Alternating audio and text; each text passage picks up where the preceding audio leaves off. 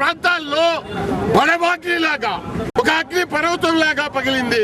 అటువంటి ఈ యొక్క ఉద్యమానికి ఇప్పటి వరకు స్వతంత్ర భారతదేశంలో స్వతంత్రం వచ్చిన తర్వాత ఎవరు కని విని ఎరగని రీతిలో ఇప్పటి వరకు మేమెక్కడా కూడా చూడలేదు, వినలేదు, ఇక చూడబోము కూడా. అటువంటి ప్రజా ఉద్యమం నిన్నట బోరున వర్షం కురుస్తున్నా కుర్చీలు నెత్తిన పెట్టుకొని ప్రజలు నిలబడ్డారంటే అదే నిదర్శనం అని చెప్పి మాత్రం మనం చేస్తున్నాం.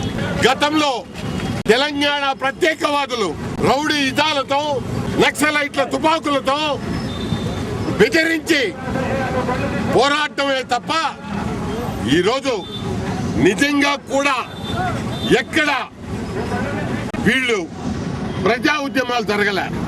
అదే ఈ ప్రాంతంలో ప్రజా ఉద్యమాలు సాగుతున్నాయి. అందుకే నేను మనవి చేస్తున్నా, అటువంటి అభిప్రాయాలు లేకుండా ఒకటే కోరుతున్నారు ఈ రోజు ప్రజలు.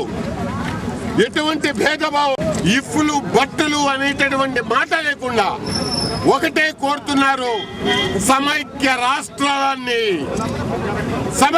రాష్ట్రాన్ని కోరుతున్నారు.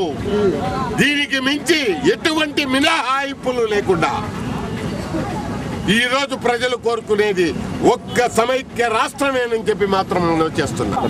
మా అధిష్టాన వర్గాన్ని, కాంగ్రెస్ పార్టీ అధిష్టాన వర్గాన్ని, కేంద్ర మంత్రివర్గాన్ని, కేంద్ర కేబినెట్ వర్గాన్ని కూడా నేను డిమాండ్ చేస్తున్నా, సమైక్య రాష్ట్రం తప్ప ఈ రాష్ట్రాన్ని కాపాడే వాళ్ళు లేరు అని చెప్పి డిమాండ్ చేస్తున్నారు. పురిలో వాహన గర్జన జరుగుతోంది. శ్రీ పొట్టి శ్రీరాములు జేఏసీ ఆధ్వర్యంలో దరిదాపుగా 10,000 వాహనాలతో ఈరోజు వాహన గర్జన జరుపుతున్నాం సమైక్యాంధ్ర కోసం.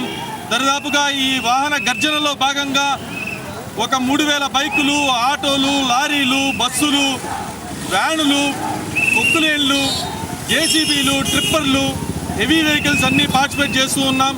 ఈ ర్యాలీ అంటే ఏంటి అంటే, ఈ ర్యాలీలో ఎవరైతే సమైక్యాంధ్రకి వ్యతిరేకంగా పోరాడుతున్నారో, ఎవరైతే సమైక్యాంధ్ర వ్యతిరేకంగా పోరాడడానికి ట్రై చేస్తున్నారో, సమైక్యాంధ్ర ఉద్యమంగా కలిసి ఉండడం కోసం తెలంగాణలో ఉన్నటువంటి ఆ కేసీఆర్ని తొక్కుకుంటూ ఈ వాహన గర్జన బయలుదేరుతుంది.